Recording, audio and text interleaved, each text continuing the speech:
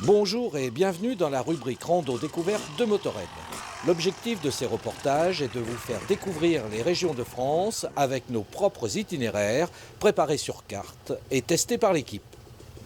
Rien de prémédité ou d'arrangé sur le terrain, nous vivons notre rando comme vous vivez les vôtres, avec certains aléas et quelques surprises. Nous vous proposons donc ces destinations sans oublier les mises en garde de circonstances. De grâce, ne déboulez pas à 20 dans les chemins. Une rando se fait en petit comité, ne l'oubliez pas. Enfin, proscrivez le hors-piste et le non-suivi des réglementations. Ce petit jeu tue notre loisir et nous comptons sur votre conscience pour véhiculer une bonne image de la pratique de la moto tout-terrain. Respectez les autres usagers des chemins, les riverains, les périodes de chasse, ralentissez, souriez, discutez, bref, faites preuve de savoir-vivre, le seul art qui puisse encore nous sauver tous. Merci de votre implication positive, car tous vos gestes individuels servent ou desservent la cause collective. Pour notre première rando découverte, nous tenions à vous présenter un bout de Bretagne. La formule proposée est simple et accessible. Nous avons loué un gîte et organisé 2 boucles d'une journée autour de celui-ci. Notre gîte est en bordure de forêt de Pimpon, aussi appelée forêt de Brocéliande.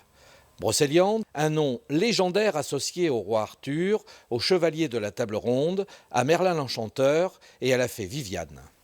Une forêt qui s'étend sur 7500 hectares en Ille-et-Vilaine, le pays des druides et des farfadets. Pourquoi ici et pas ailleurs ? Primo, parce que la forêt de Brocéliande ou de Pimpon est protégée et donc strictement interdite. Y a-t-il un bon coup de rando à faire autour d'un site sensible sans se détourner de la légalité était notre question. Comme vous allez le voir, la réponse est encourageante pour les verts que nous sommes. Secondo, parce que beaucoup de pilotes ne jurent que par Auvergne et Limousin. Hormis ces régions, point de salut paraît-il. Nous pouvons vous assurer qu'il y a du plaisir à prendre au pays du cidre et du Couchène. Direction donc Saint-Péran, lieu où nous avons loué notre gîte. Saint-Péran se trouve à l'ouest de Rennes, à une petite quarantaine de kilomètres de la cité bretonne. Le spot est bien cool. 10 couchages, mais la capacité totale du site excède les 40 lits, cuisine, cheminée, 2 chiottes et 3 douches à moins de 100 mètres des chemins. Ça doit se monnayer cher de nos jours, ce genre de plan. Eh bien non, le coût est raisonnable. 9 € la nuitée par tête de pipe, ça doit rentrer facile dans les budgets de l'enduriste randonneur. Pour vos ravitaillements, Saint-Péran ne dispose que d'un bistrot, bureau de tabac, épicerie, boulangerie. À 6 km de là, Plélan-le-Grand offre tout ce qu'il faut en matière d'approvisionnement en nourriture et essence. Prévoyez donc des jerrycans pour partir, tout plein fait, chaque matin. Notre première boucle tire droit vers l'est. On longe le Serein vers Monterfil, d'abord en hauteur dans la lande, puis au fond d'une petite vallée encaissée, réservant quelques amuse-gueules du meilleur effet. Les dalles de rocher glissent, ça se rétrécit, on enroule en seconde ou en troisième sur un filet de gaz, toujours à la recherche d'adhérence. Pour un début, on se régale. De Monterfil, on file vers le Verger. Le début est un peu technique, mais la suite devient rapidement plus roulante et permet de souffler un peu.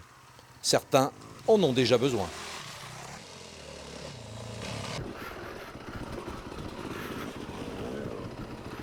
Une fois arrivé au Verger, on trace plein nord vers Talensac par des chemins de campagne roulants.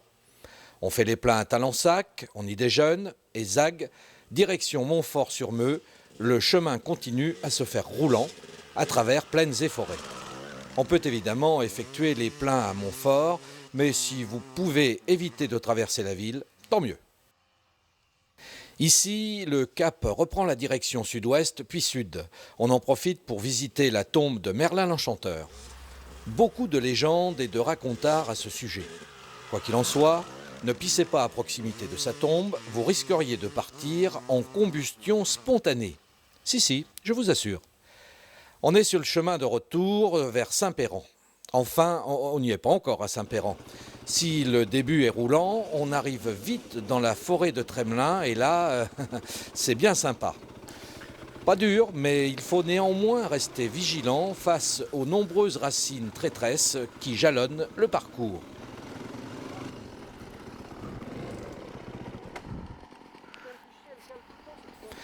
On longe un bel étang et on déboule sur le landier des Noé bretonnes qui débouche sur la Chambre aux loups.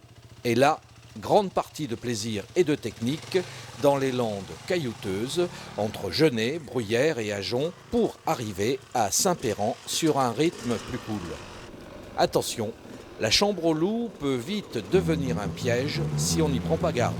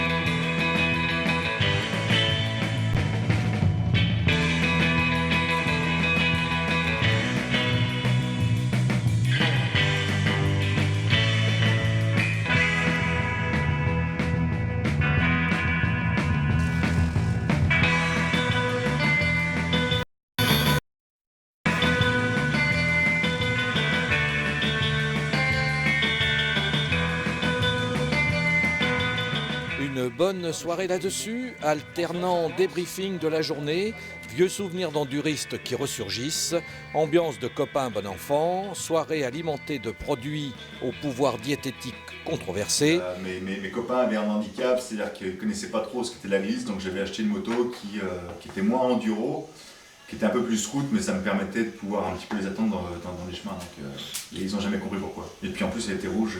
Ça t'a pas coûté trop cher en termes de frais Quelques les petites moteurs, gamelles à gauche, les petites gamelles à droite. moteurs, mais enfin ça c'est la chose classique que les gens connaîtront. Tous les passionnés préfèrent avoir les mains noires et les mains un peu à la pâte plutôt que d'avoir un petit quai de temps poussif et ne jamais savoir comment faire mélanger. Et c'est après une nuit sonore et peuplée de rêves agités que nous repartons pour notre seconde boucle.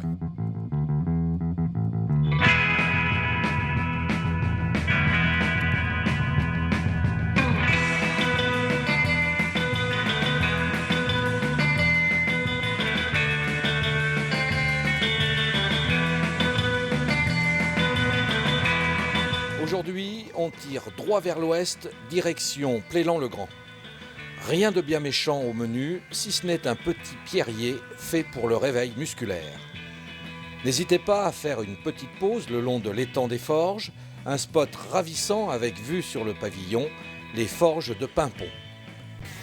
La clope grillée, on repart cap sud-ouest vers Baignon. Et là, ça devient l'éclate.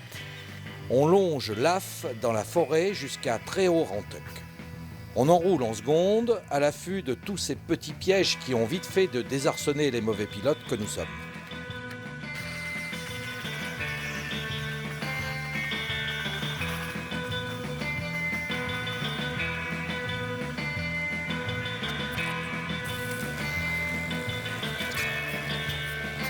Trois curiosités à découvrir dans le quartier.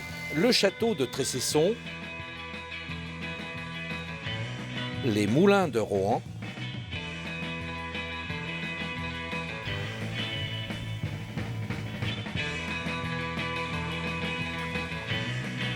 et l'arbre d'or, tout proche de l'étang, le miroir aux fées, arbre effectivement doré à leur fin pour entretenir le souvenir d'un feu de forêt dévastateur.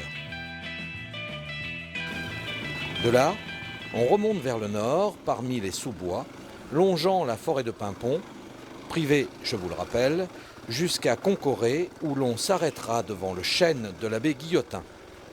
Cet abbé, réfractaire durant la Révolution française, se serait caché à l'intérieur du tronc creux de ce chêne pour échapper aux républicains le poursuivant. La légende évoque un miracle qui aurait sauvé notre brave curé. Il y a évidemment moyen de pousser plus loin la rando avant de revenir sur Saint-Péran. Mais nous n'avons pas pu résister à l'appel de la mousse réconfortante face à une météo très perturbée. Nous avons donc filé jusqu'à Paimpont, nous désaltérer. Ah bah bonjour. Ah bah voilà. On s'est arrêté là parce qu'on t'avait perdu. D'accord. Pour ensuite récupérer Plélan-le-Grand et finir à Saint-Péran par ce petit pierrier du départ qui acheva nos corps meurtris.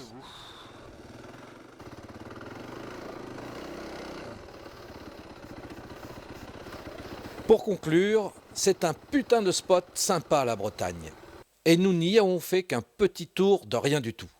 Le gîte est recommandable et les 2 boucles intéressantes et variées.